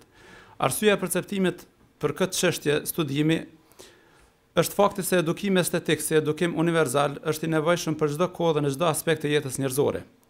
Ky është një proces specifik i ndërlikuar i edukimit që në mënyrë spontane bëhet gjatë tërë jetës në familje, në atë që ofron rreth shoqëror, por për të vazhduar në mënyrë të planifikuar dhe të organizuar përmes institucioneve edukative arsimore. Prandaj edhe pjesë thelbësore e edukimit të përgjithshëm dhe synimi i çdo sistemi arsimor është edhe edukimi estetik, i cili realizohet në shkolla si komponente veçantë e tij përmes lëndëve të caktuara dhe aktiviteteve përkatëse. Edukimi estetik në vetë përmban si objektiv krijimin e idesë, shijes dhe dëshirës, si dhe vullnetit të nxënësit për të bukurën në art, në punë, në jetë, pastaj aftësimin e tij për të vërejtur, për të përjetuar, vlerësuar, kultivuar dhe krahas tyre edhe për të krijuar të bukurën. Nevoja për edukim estetik. Vlerat estetike të jetës njerëzit i vlerësojnë sipas njohjes, shkallës dhe intelektit, gjendjes shpirtërore, madje mjedisit në cilën janë rritur dhe edukuar si njerëz me bindje të thella për të jetuar dhe përjetuar realitetin. E bukura është një fenomenologji e shpirtit, e cila ka efekt pothuajse vetëm shpirtëror. E fenomenet e natyrës shpirtërore janë të përhershme dhe universale dhe si të tilla besimet fetare dhe në këtë rast Islami si fe i jep një rëndësi të veçantë. Rëndësia e edukimit estetik. Edukimi estetik përshkon tërsinë e personalitetit të nxënësit dhe reflekton në të gjitha performancat e tij shkollore jetësore. Ai ndikon në raportin e tij me artistikën, por edhe në raportin e tij me njerëzit dhe me mënyrën e përgjithshme të jetës së tij. Pra, edukimi estetik përveç ndikimit në zhvillimin emocional, ushtron ndikim edhe në zhvillimin intelektual të njerëzit në këtë kontekst të nxënësit, duke ndikuar në thellimin e njohjes së realitetit, në begatimin e përjetimeve, kështu që ndikon në plotësimin e personalitetit të tij. Në jetën njerëzore, shoqërore, kudo, shfaqet nevoja për edukim estetik në punën e jetë. Nevoja për edukim estetik dhe për të mbushur jetën me vlerat e tilla janë individuale dhe shoqërore, duke i dhënë formë estetike edhe krijimtarisë, punës, dukjes dhe formave të komunikimit përgjithsisht. Pikpamja islame ndaj shijes estetike dhe krijimit artistik. Esteti turk Beshir Ayvazoğlu në librin e tij Estetika islame thotë: për të krijuar vepra islame, duhet që në thellësi të njehsh islamin, pra dhe të mendosh, të ndjesh dhe të vështrosh si musliman. Vetëm atëherë artisti musliman dhe muslimani në përgjithësi do të shohë se është ndërtuar urë shëndosh mes artit islam dhe trashëgimisë historike. Ndryshe nga teoritë moderne, Islami ka qasjen e tij rreth artit dhe të bukurës, duke mos e parë atë si një luks, por si një bukuri hyjnore, me që një ndër emrat e Zotit është El Jamil, i bukur, dhe Zoti e don të bukurën. Arti islam është në thellë një art sot ditës, i cili synon për të shprehur të gjitha një takim mes të prezencës hyjnore. Kur profeti, paqja e Allahut qoftë mbi të, ka thënë: Allahu është i bukur dhe e do të bukurën, do të thotë se Allahu xhaleshanu na shpërblen për bukurinë që ne sjellim nëpërmjet përpjekjeve tona të mira. Ai do të bukurën në ne, ashtu si ai do që ne të posedojmë njohuri, bujari, mëshirë dhe pastërti. Vetë bukuria është ndër qëllimet e krijimit të Allahut, ashtu siç thot Allahu xhaleshanu në surën An-Naml: a nuk është ai i cili krijoi qiejt dhe tokën dhe zbriti për ju ujë nga qielli që me të mbijnë kopshte të bukura. Po ashtu në surën El-Kehf Allahu xhaleshanu thot: gjithçka që është mbi tokë ne e bëm zbukurim të saj, për të sprovuar se cili prej tyre do të jetë më vepër mirë. Estetika dhe përfshirja e saj në plan programin e medresesë. Një mori lëndësh mesimore që përveç tjera kanë synim të mësojnë nxënësve parimet të bazë të islamit, janë sa fetare, po aq edhe kulturore e artistike. Lënda e Kuranit. Në lëndën e Kuranit, përveç mësimit të leximit në gjuhën arabe dhe rregullave të leximit të drejtë, aty mësohen edhe modeli dhe melodi me kame të ndryshme. Në orët e tezvidit mësohen rregullat dhe format e leximit të Kuranit, me anë të cilave lexuesi arrin të kuptojë precizitetin që kërkohet në leximin e bukur të tij. Idgami, ikhfaja, iklabi, medi, kalkale e tjerë janë vetëm disa rregulla që standardizojnë dhe përsosin melodinë, intonacionin, ritmin, muzikalitetin dhe taktin e leximit, të cilat e bëjnë Kuranin të veçantë për nga forma dhe dallojnë atë nga leximet dhe recitimet tjera artistike. Vetë pejgamberi alayhis salam kishte kërkuar që leximi i Kuranit të bëhej me zë sa më të bukur, por edhe vetë e kishte zërin e ëmbël gjatë leximit, siç përshkruhet nga sahabët në transmetimet e tyre. Nxënësit ushtrojnë praktikisht zërin e tyre për të kënduar sa më bukur fjalën e Allahut xhaleshanu, duke shprehur dashurinë, respektin dhe ndjenjen ndaj saj. Jo vetëm gjatë orëve të mësimit të kësaj lënde, por edhe në kohë të lira, në klasë dhe në konvikt, dëgjohen melodi prej më të ndryshmeve, sikur të ishte ndonjë shkollë profesionale e këndimit dhe muzikës. Si aktiviteti i lirë tashmë është bërë traditë që çdo vit të mbahen edhe garat e leximit të Kuranit mes nxënësve të medresës në nivel shkolle, por edhe në konkurrim me paralelet e 3 qyteteve tjera, përmes të cilave nxënësit stimulohen që të këndojnë bukur, drejt dhe rrjedhshëm fjalën e Allahut. Edhe në garat ndërkombëtare të leximit të Kuranit, nxënësit e medresës janë vlerësuar si të suksesshëm. Lënda e gjuhës arabe. Lënda e gjuhës arabe ku mësohet shkrimi i shkronjave arabe, në vetë përmban edhe artin e kaligrafisë. Zakonisht këtu nxënësit nuk obligohen me një stil të caktuar të shkrimit, por të shtyrë nga imagjinata e tyre thuajse krijojnë forma të lira dhe të pavarura të shkrimit, të cilat shpeshherë janë edhe forma të drejta kaligrafike. Vlen të theksohet se në plan programet të viteve të mëhershme ka qenë inkorporuar edhe lënda e husnihatit apo kaligrafia, e cila kishte për synim që të nxënësit të mbjellë dashurinë për bukurshkrimin, duke inspiruar dhe sforcuar ndjenjen për të bukurën. Sigurisht që menjanimi i kësaj lënde ka dëmtuar deri diku rafinimin e shijes për kaligrafin, por në të ardhmen mund të jepet hapësirë krahas mësimit të shkrimit të shkronjave në orët e gjuhës arabe, por edhe si aktivitet paralel në kurse për nxënësit e interesuar. Historia islame. Edhe pse si lëndë më shumë teorike, i ofron nxënësve të kapin thelbin e zhvillimit historik të jetës njerëzore që nga Ademi alayhis salam deri më sot, për të formuar koncepte të drejta mbi krijesën njeri, mesazhin hyjnor, përpjekjen e të dërguarve për të bartur atë të popujt e tyre, pastaj edhe për sjellja e tyre e këtij mesazhi gjenerat pas gjenerate. Bot kuptim ky i cili rrënjos thellë qëndrimin e paluhatur të besimtarit se ai nuk ka ardhur rastisht dhe kot në këtë botë, por bart mbi vete amanetin e udhëheqjes, ndërtimit dhe avancimit të jetës mbi tokë për dallim nga gjallësa tjera. Prandaj takon atij që të udhëheq me përgjegjësi të ndërtojë në formën më të bukur dhe të lë pas vete gjurmë më të çmuara. Në librin Historia e klasës së 12 të autorit Semir Ahmeti, krahas përshkrimit të përhapjes së Islamit, janë dhënë disa shënime dhe rreth ndërtimeve të xhamive dhe objekteve të kulturës islame, si modele të arritjeve që patën muslimanët në vende të ndryshme të botës. Lënda e filozofisë islame. Kjo lëndë trajton shumë bukur temat kryesore me të cilat është preokupuar mendja njerëzore për ta zbërthyer kuptimin e jetës. Filozofët musliman i kushtuan kujdes të madh për kthimit dhe mësimit të filozofisë greke, por edhe ngjyrosjes së saj me koncepte islame, duke formuar kështu një det njohurish dhe konceptesh që me të drejtë mund të emërohen si filozofi islame. Në librin Pasqyrë e filozofisë islame të autorit Naim Tërnava, janë dhënë disa shkëndija nga përpjekja e madhe këtyre kolozëve për të krijuar koordinatat me bazë fetare të gjykuarit mbi relacionet Zot-njeri, shpirt, trup, jetë, vdekje e tjerë përmes analizave racionale dhe mistike. Logjika si pjesë e filozofisë sipas Farabiut dhe Ibn Sinas është art e jo shkencë. Ibn Sina në veprën e tij El Isharat thotë qëllimi i logjikës është që ajo të jetë armë në dorën e njeriu me qëllim që ta orientojë në rrugën e drejtë dhe të mos vijë deri te gabimet gjatë meditimeve të tij. Aktivitetet e lira në shërbim të edukimit estetik, edhe pse aktivitetet e lira përfshin në mënyrë direkte një numër të vogël nxënësish, në mënyrë indirekte ato ndikojnë të gjithë ata që janë spektatorë me rastin e programeve kulturore artistike të cilat organizohen në medrese dhe jashtë saj. Këndimi koral, recitimi, aktrimi, piktura, kaligrafia, instalacionet e tjerë janë në nivel të kënaqshëm, duke pasur parasysh se të gjitha këto organizohen në bazë vullnetare dhe jo çdo herë nga profesionist. Medreseja me ndonjë rast ka publikuar edhe projekte të ilahive të cilat kanë hasur në vlerësime të mira si arritje të nivelit të lartë artistik. Si përfundim, plan programi edukativ arsimor i medresës luan një rol të rëndësishëm në formimin estetik të kuadrave të ardhshme që do të veprojnë brenda dhe jashtë institucioneve të Bashkisë Islame, duke përçuar mesazhin e së bukurës të cilën e bart ky Islam në vete. Përmes tyre edukohen edhe xhamati dhe shoqëria mbar për kuptimin, perceptimin, krijimin dhe vlerësimin e gjërave të cilat na bëjnë jetën më të bukur dhe më të këndshme.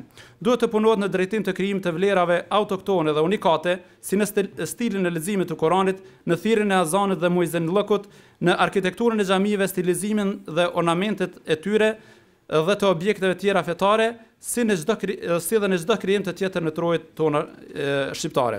Stafi administrativ dhe edukativ arsimor i medresës duhet që edhe me tutje të veprojnë në drejtim të ngritjes së shijes estetike të nxënësit e saj, të zbulojë talentet e rinj, të përkrahë ata në bashkëpunim me njerëzit profesionistë, si dhe të arriturat e tyre të publikoj më tepër që imazhi i medresesë të jetë ndryshëm nga perceptimet e së kaluarës për të, ku medresisti është shikuar si një hoxh në kuptimin e ngushtë të fjalës e jo edhe si kultivues i shijes estetike apo artist. Ju faleminderit. Faleminderit Bashkim Nahoni për këto dhëna estetike, për të ftuar Amir Ahmetin me shpalosjen e temës medresantët si kuadro në ndërtimin e Kosovës. Bismillahirrahmanirrahim. Nderuar panel, nderuar drejtori i medresës, të nderuar pjesëmarrës. Kam nderin që në këtë konferencë për 65 vjetorin e medresës të dalë para juve me një kumtesë. Me këtë rast kam reduktuar në vetëm 2 faqe që të jem sa më konciz dhe variantin për botim do të jeti plot inshallah kur të përgatitet. Medresantët si kuadro në shëndetimin e Kosovës është titulli dhe kumtesa ime, cilën kam dashur të trajtoj një çështje shumë të rëndësishme rreth vlerës së arsimimit dhe edukimit në medresën e mesme Alaudin në Prishtinë, e cila nuk ka të bëjë vetëm me arsimin fetar, por me krejt ndërtimin e një personaliteti, një studenti, një nxënësi, një njeriu i cili pastaj ka ndikuar në çdo sferë të jetës vendit tonë. Arsimi është bazë e shoqërisë. Sot nuk mund të mendohet një shtet i rregullt pa organet e arsimit, duke filluar nga Ministria e Arsimit në nivelin qendror e deri në departamentet e arsimit në nivelin lokal. Edhe legislativi çdo vendi ose legjislatura çdo vendi ka komisione parlamentare për arsim.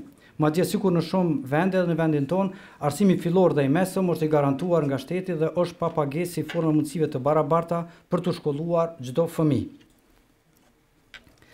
Edhe pse me garantime të drejtës kushtetuese për arsimin dhe për shkollim, si dhe me një sër çështje tjera, si dhe rreth sistemit arsimor në Kosovë, rreth kurrikula mësimore, shkollimit parashkollor dhe parauniversitar, kemi shumë për të përmirësuar. Unë nuk do të ndalem në ato, por duke pasur parasysh fokusin e komitesës sime, si dhe llojin e kësaj konference që i dedikohet për vjetorit të 65 të medresës së mesme Alaudin në Prishtinë, do të fokusohem vetëm në një drejtim. Arsimimi mirëfillt është po ashtu bazë për një shoqëri të suksesshme, të integruar e të zhvilluar. Arsimimi ndikon edhe në cilësinë e jetës dhe mirëqenies, por më së shumti për kuptimin e jetës në këtë botë dhe asaj të amshueshme. Nuk ishte e lehtë që në një kohë kur analfabetizmi fatkeqësisht ishte një veçori e theksuar në shoqërinë tonë për shkak të 2 luftrave botërore dhe ku ne si popull pësuam më së shumti. E pikërisht në atë kohë të ngrite vejdia tek popullata e gjerë për ndërtimin e këtij tempulli të arsimit, medresës mesme Alaudin, ishte sfida më e madhe e krerëve të Bashkisë Islame të Kosovës atë kohë. Se ajo duhet të ndërtohej pikërisht nga ajo popullat me kushte jo të mira ekonomike, por me ndihmën e Allahut të lartësuar, edhe ajo u arrit dhe medresa u themelua, u ndërtua dhe u bë gjenerator i dijes dhe arsimimit të popullit tonë. Roli dhe kontributi o xhallarëve të dalë nga medresja mesme Alaudin në Prishtinë ka lënë gjurmë të pashlyera në të gjitha trojet shqiptare gjatë dekadave të kaluara, në arsimin fetar, moral dhe edukativ, por jo më pak edhe në fusha tjera të jetës shoqërore, ekonomike e politike të Kosovës. Për të mos u zgjatur shumë për rolin e shumë medresantëve si kuadër të Kosovës në për dekadat e kaluara, e me këtë rast do të paraqes vetëm rolin dhe kontributin shumë të çmuar të kuadrit arsimor, shoqëror, politik, zhvillimor e ushtarak të Kosovës prej demonstratave të vitit 1989, gjatë luftës së fundit 1998-99 dhe pas çlirimit. Shumë prej medresantëve ju bashkuan luftës çlirimtare të Kosovës. Shumë prej tyre edhe ranë shahid dëshmor. Numërohen 27 shahid medresant që ranë në altarin e lirisë gjatë luftës së fundit. Po ashtu shahid kishim në demonstratat e viteve 88-89 dhe në kohën, po ashtu edhe në kohën e likuidimit të rinisë son kosovare gjatë shërbimit ushtarak në ish Jugosllavi gjatë viteve të 90 të shekullit të kaluar. Pas lirimit, shumë kuadrë të arsimuar në medresën e mesme Alaudin në Prishtinë, përveç atyre që shërbenin në arsimin fetar dhe edukativ në xhamitë e Kosovës, ku shumica e tyre edhe me studime të larta të shkencave islame, një numër i konsiderueshëm i tyre, pasi kishin marrë themelet e dijes dhe edukatës së dalluar në medresën Alaudin, vazhduan studimet e larta dhe pas diplomike në drejtime të shkencave të ndryshme, të cilët pastaj filluan kontributin e tyre gati në gjithë sektorët e jetës publike në vendin tonë. Sot, gati çdo sektor jetës publike të Kosovës nuk është i mundur pa ndonjë kuadër të arsimuar në medresën e mesme Alaudin, duke përfshi institucionet edukative arsimore, institucionet publike si ekzekutive, legislative dhe gjyqësore, e po ashtu dhe institucionet tjera publike e private në Kosovë, duke filluar si deputet, ministër, zëvendës ministër, drejtor të departamenteve, jurist, ekonomist të shquar, si dhe biznesmen të suksesshëm. Kjo vën në spikam kualitetin edukativo-arsimor që ka ofruar dhe ofron medresja Alaudin si institucion shumë i rëndësishëm arsimor në Kosovë prej themelimit e deri sot. Në këtë drejtim, nuk mundem pa përmendur se 4 vite rresht, gjatë periudhës kur isha këshilltar komunal në Kuvendin Komunal të Prishtinës, sa herë që sillej në shqyrtim raporti Departamentit të Arsimit në komunë, e ku në raport ishin edhe rezultatet e suksesit të nxënësve të shkollave të Prishtinës, ndihesha krenar duke parë se si medresja rezultonte ndër shkollat më të mira të kryeqytetit. Aq më tepër kënaqëria shtoi kur edhe unë isha kuadër i kësaj shkolle. Në versionin për botim, unë do të paraqes edhe të dokumentuara këto rezultate nga arkivat. Padyshim, këto rezultate të nxënësve të medresës Alaudin reflektojnë nivelin e lartë të arsimimit dhe edukimit të nxënësve dhe përgatitjen profesionale të stafit të saj edukativo-arsimor në vazhdimsi. Pastaj kuptohet lehtë që të diplomuarit e medresës së mesme Alaudin me përgatitje të lakmueshme arsimore kanë arritur që me lehtësi të përfundojnë studimet në drejtime të ndryshme nëpër fakultetet e Universitetit të Prishtinës, atyre private e madje edhe jashtë vendit. Të nderuar të pranishëm, për të mos ju marrë kohë më shumë në versionin për botim, do të paraqes edhe perspektive dhe nivelin e arsimit para universitar në Kosovë, si dhe për metodologjinë e arsimit dhe kurikulave të mësimdhënies në medresën Mesme Alaudin, për të dalë të një përfundim për këto rezultate të kënaqshme dhe me sukses të medresantëve në vazhdimsi dhe roli i tyre në shëndërtimin e Kosovës. Ju faleminderit shumë. Faleminderit. Tash vazhdojmë me profesorin e medresesë Shemser Rahimi me temën lëndët mësimore në medrese gjatë viteve 1951-2016. Bismillahirrahmanirrahim, ju përshëndes të gjithëve. Unë nuk kom përgatit me shkrim diçka, kam disa slajde, edhe pse kështu jam i fundit pak, ndoshta e mërzitshme, po do të keni dorim pak rreth plan programit të medresesë. Gjithë ato që u folën deri më tash, gjithë ato të arritura që kanë arritur nxënësit e medresesë, padyshim se një prej faktorëve kryesorë është plan programi mësimor ose kurrikulat e sotme që quhen. Politika apo strategjia e medresës Mesme Alaudin në Prishtinë, në punën e saj 65 vjeçare, unë i kam dhënë në 4 kapituj kryesor: nxënësin në qendër ose në fokus, mësimdhënësin në qendër, akomodimin nxënësve së konvikte dhe plan programi mësimor. Kur themi për nxënësin në qendër, gjithë disa janë edhe këtu vetë pjesëmarrës që kanë përjetuar ato ditë dhe kohë të vështira në kushte mjaft të rënda që nxënësin me bind për me nejtë si nxënësi medresesë. Për shkak kushteve të vështira që ishin dhe për shkak distancës së lartë. Gjithashtu edhe përgatitja profesionale e mësimdhënësve, medresa gjithëherë ka kushtuar një rol të rëndësishëm dhe akomodimi i konviktit. Këto e thëmë në vitin 1993, Indjeri Pazit Nushi profesori ka bërë një hulumtim të inteligjencës nxënësve të shkollat mesme të Prishtinës. Pasi larguan nga shkollat e mesme, ka ardhur për me përfundu punimin që u dashkin me nimin nxënës me batestin, ka bërë me nxënës tonë dhe në fund ka ardhur përfundim se nxënësit e medresës, mbas atij testi që ka bërë, kanë qenë nxënës më inteligjent të gjitha shkollat e mesme të Prishtinës. Dhe sipas Pazit Nushit, Ndjerit, 2 faktorë thotë një kryesor, lëndë mësimore dhe konvikti. Plan programi mësimor i medresës kam paraqit në formë tabelare dhe i kam dhënë në disa periudha. Plan programi i medresës së olt vitit 51-62. Kam dhënë 3 shtylla për vreni lëndët fetare, lëndët e përgjithshme edhe gjuhët.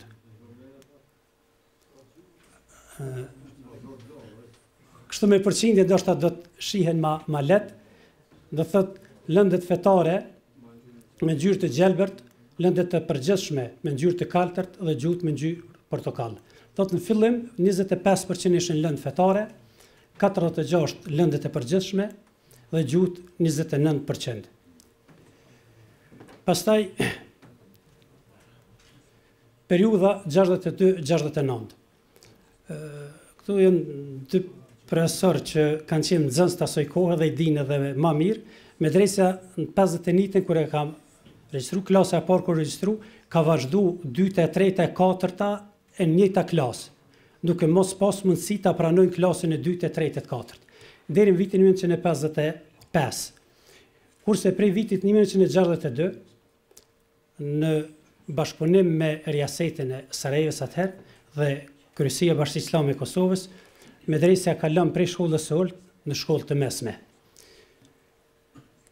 Plan programi pëson prap disa ndryshime, po shihni këtu përsëri lëndët fetare, lëndët e përgjithshme dhe gjuhët dhe përqindja, kjo ishte lëndën e për vite, viti i parë, i dytë, i tretë, i katërt dhe i pestë. Kurse përqindja e lëndëve fetare, po shihni tash është pak në ngritje, është 40%, me të përgjithshme të barabartë dhe gjuhët me 20. Të gjuhët më herët, vitet 69, 62-69. Fillim ka qenë edhe imlaja turqisht dhe imlaja arabisht, ose drejtshkrimi, turqisht dhe arabisht, po ma vonë me siguri, pasi që dulin makinat e shkrimit e këto, ma pak ju ka dhënë rëndësi çështjes së shkrimit, kështu që numri apo i orëve i fundit në gjuhë është zvogluar. Edhe pse këtu të lëndet me përqindje, dominon pak lëndet fetare, sa i përket numrit të orëve të mësimit, po me statistika janë të barabarta, dhe më në viti 62-69 kanë qenë të barabarta. Plan programi medresës së mesme për vitit 1970 deri në 84, dhe nëse medresa ishte 5 vjeçare, në vitin 1984, për shkak se gjitha shkollat Kosovë ishin 3 apo 4 vjeçare, disa nxënësve ju ndërprejke shërbimi ushtarak, i cili ishte 14 muaj atëherë, dhe nxënësit një numër i konsiderueshëm nxënësve detyruar me ndërprej shkollimin dhe prap të vinë të vazhdojnë. Kryesia e Bashkisë Islame merr vendim që prej 5 vjet medresa të kthehet në 4 vjet. Këto ishin lëndë mësimore në për vite. Përqindja tash përsëri bie pak te këto lëndet fetare, është 32, përgjithshme 48 dhe në gjuhë 20%. Për i vitit 1984 dhe vitin 1990, prap kemi një ndryshim të gjuhët, hynë gjuha turke dhe gjuha angleze. Ka qenë më herët mirë, po një kohë nuk është mësu gjuha angleze. Këto ishin në për vite lëndet, kurse përqindja prap kemi një ngritje të lëndve fetare, ka lënë në 40%, 35 lëndet e përgjithshme, kurse 25 gjuhët. Periudha prej vitit 1990 deri në 2016, prap pësën disa ndryshime, posaçërisht pas luftës, kur medresja ka lënë si shkollat e mesme dhe në kuadër të Ministrisë të Arsimit, pësën disa ndryshime, posaçërisht për shkak testit kombëtar. Këtu tash japet një rëndësi shumë të madhe dhe shkencave eksakte, fizikë, kimisë, matematikës, po shumë me interes të përmendet se shkencat eksakte, nxënësit tonë në testin e maturës, kalueshmërinë, vitet e fundit e kanë 100%. Shumica nxënësve, në brenda viteve, është 100%, edhe pse ne nuk kemi bënë një reklam të caktuar, po mos i pedim vetë nxënësat nuk është shumë rëndësi. Kështu që kemi edhe një rritje tash prap të lëndëve të përgjithshme, dhe të lëndë fetare mbesin 35, përgjithshme 50, kurse të gjuhët kemi një zvogëlim, për shkak të reduktimit edhe prej 4 vite në 3 vite, kurse sa i përket periudhës prej 4 vite në 3 vite, foli edhe profesor Bahriu, unë nuk do të ndalë në atë, mirë po mendoj se gjitha sukseset që nxënësit e medresës i kanë pas është merit plan programi mësimor, kuadri i medresës është i tëri 100% i kualifikuar. Në bashkëpunim me drejtorinë e arsimit nivel komunal i kem kryer në gjitha trajtimet për kurrikulat e reja. Para 2 vite me drejtorin kem qenë në Turqi dhe është të bën një modifikim i plan programeve të gjitha medreseve në Ballkan edhe në Turqi, në Bosnë, Hercegovinë, Shqipëri, Maqedoni, në Malzi, Kosovë. Kështu që medresa është duke ecë me hap me kohën, edhe sa i përket plan programeve mësimore. Unë nuk do të zgjatej më shumë, për shkak se dhe lodhët që keni mirë, po versionin e shkruar, kësmet do t'i paraqes gjitha. Faleminderit, selam aleikum. Faleminderit profesor Shamsir për këto dhëna të mira, të sakta, dhe mendoj se do të punosh për versionin e botimit, dhe mendoj që do të jetë një preferencë këto lëndë mësimi lëndëve në për vite për studiuesit e ardhshëm. Ishte pra edhe referuesi i fundit, apo i fundit,